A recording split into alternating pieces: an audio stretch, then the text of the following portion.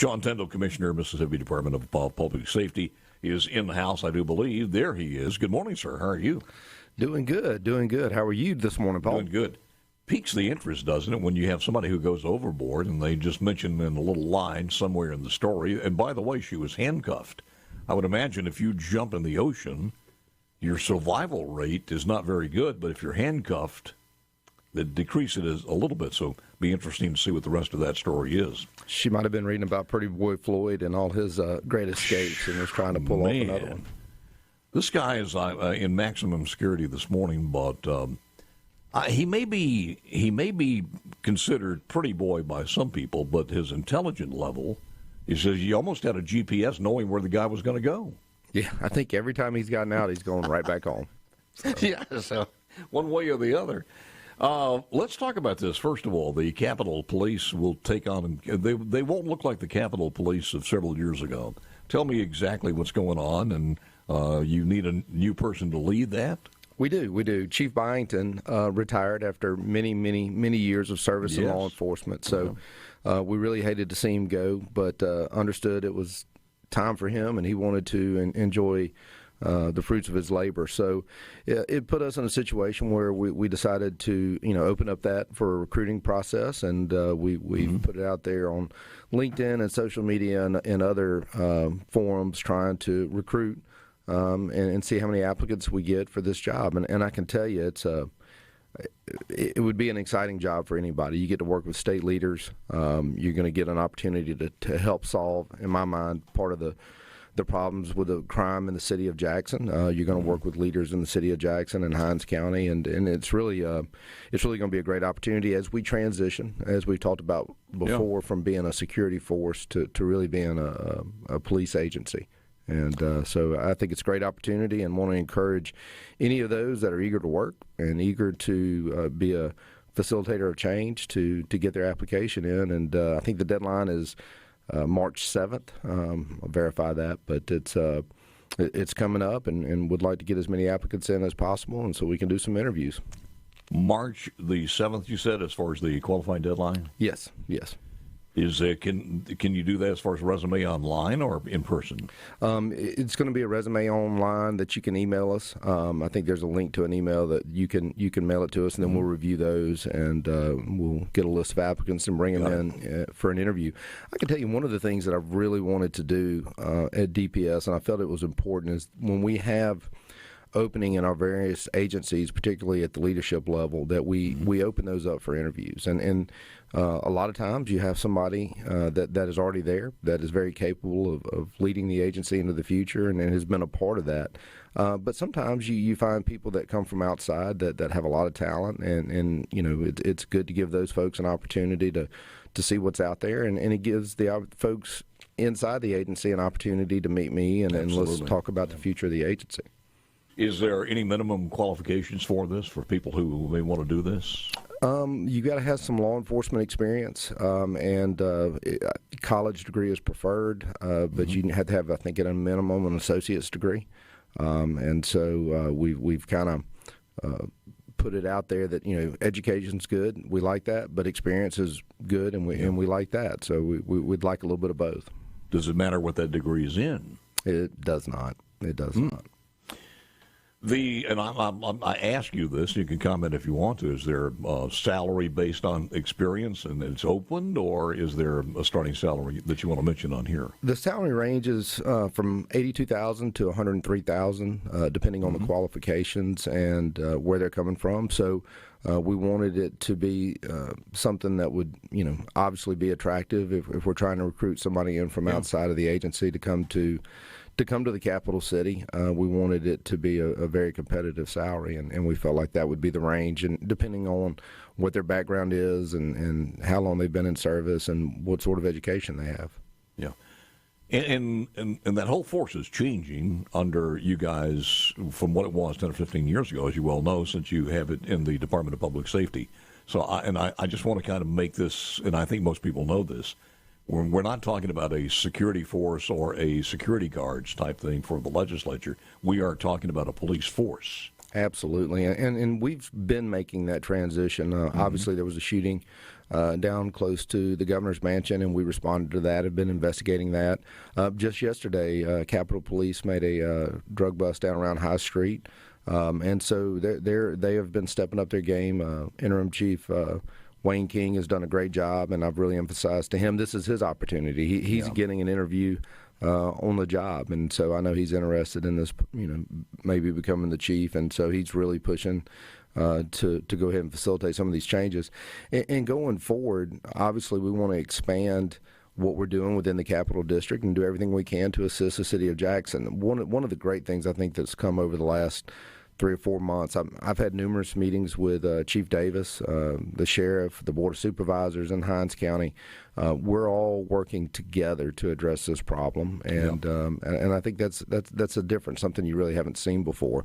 And I can tell you from our agency's perspective, I was meeting with one of our deputy commissioners last night, Keith Davis, and we were talking about some plans in pulling in NBN to do some greater details and working with Capitol Police within the Capital District. So I think you're going to see a much heavier presence of state law enforcement in addition to Capitol Police within the Capital District. I got to tell you that if you live here, that's important. But people, no matter where you are, Moss Point to Mentor City, who have folks coming in for shopping or coming in for business, and certainly a vast majority of people coming in and their families, like the state leaders for politics, they're worried about them. So this is comforting.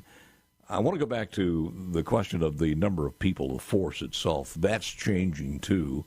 What is the number of men and women that the police chief has under him or her now, and maybe what the expanded version will look like in the future? Right now, we have 71 sworn law enforcement officers at Capitol Police, and a large number of that is obviously dedicated towards the security at the Capitol, security at the Sellers Building, and security at the Supreme Court. So, and the mansion, for that matter. So, you have a lot of the folks that are tasked with that part of it, which is very important. We need to grow the rest of it so that we can get out there and really patrol the streets. Just curious on this, if anybody's detained, and they are. Is there a jail there, or do you just go to the Hinds County facilities?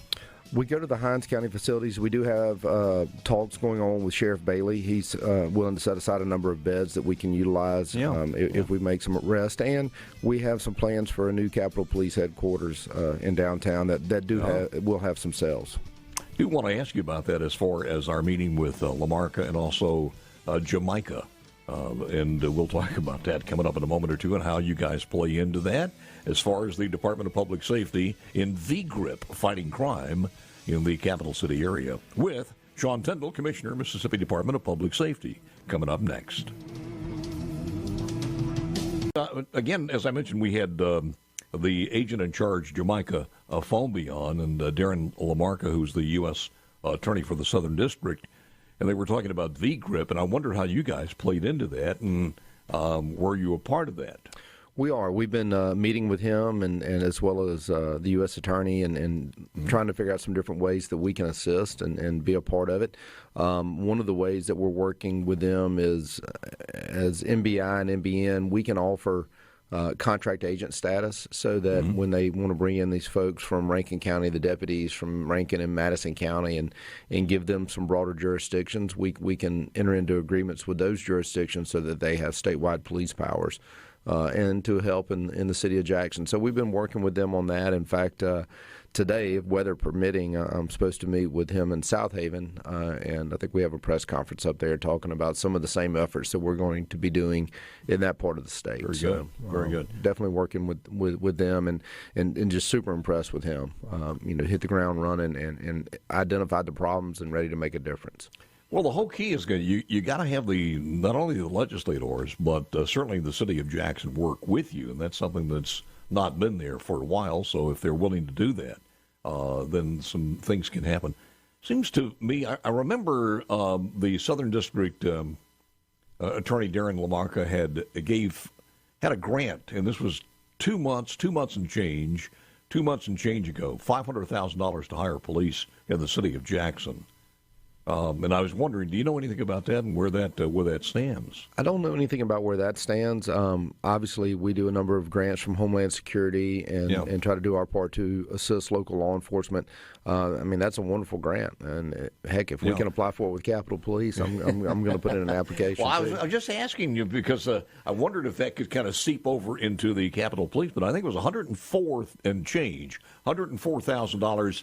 The latter part of November of last year, he made the announcement as far as that money coming from Washington and a grant to hire police in the Jackson, Mississippi municipality. So maybe something you could look into.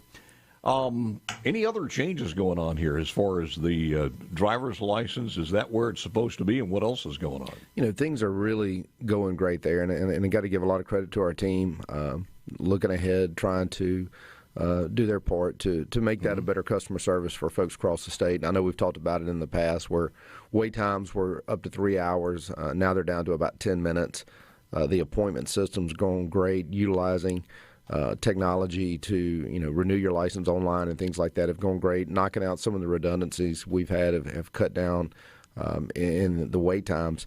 Going into the future, we've got some legislation coming through that we feel like will help us offer better products for the citizens through what would be some sort of Mississippi wallet, where not only could you have your mobile ID in there, but you could also hold your other state credentials, whether it be a hunting license, your realtor's license, your bar license, whatever the case may be, but all your state credentials could be held in one app on your device. And what the legislation really does is designate DPS to kind of be the leader to coordinate that amongst the other agencies, so that we don't have 15 different agencies that have different apps that people have to download to put their different state credentials on their mobile devices. So you're saying basically we are, and I'm sure many states are like this, we are behind as far as using the technology that's available that some states do? Actually, I really don't think we are. That's been an emphasis with us, is trying to be ahead of that curve or be a part of the leadership on a nationwide scale. I can tell you, when you look at what we've done at driver services and knocking down wait times, other states are reaching out to us wanting to know what we did. And we've been meeting. In fact, just yesterday we had meetings with a global tech company that I'm sure everybody uses every day when they get on their phone, trying to coordinate efforts with them to make sure that we can offer those products. And so, again, kudos to my team for saying, hey, we're going to reach out to these folks and have these conversations on a global scale about what we can do to improve the services for the citizens of the state of Mississippi. We'll go back to the VGRIP thing, and when you're going to address crime in the state of Mississippi, and not only in the Jackson area, as you said, from the Pine Belt to the coast up to North Mississippi, the Department of Public Safety is an integral part of this, because you're talking about not only the investigation part, the crime lab, everything else in between. And then all that's got to work with the court system. And I know Chief Justice Randolph has been begging for some money to get that done. But it all has to work together, and you guys are an integral player on that. Oh, absolutely. And, I can tell you, and we talked about, trying to make sure the capital city was safe, not just for the people that live here, but for the people that come. And it's really everybody in Mississippi's capital. And I can tell you, just yesterday, we had the Pascagoula Mayor's Youth Council. They had gone to the Capitol. They had gone to the Supreme Court building. They had visited some of the museums, and they stopped by the Department of Public Safety to hear a little bit about what we did. And those are young teenagers making their way through the city, and they need to be safe. And it was a great opportunity to explain to them all the different things that the Department of Public Safety does. I mean, when you go through the list, it's kind of shocking. Of course, everybody knows Highway Patrol and how important that is.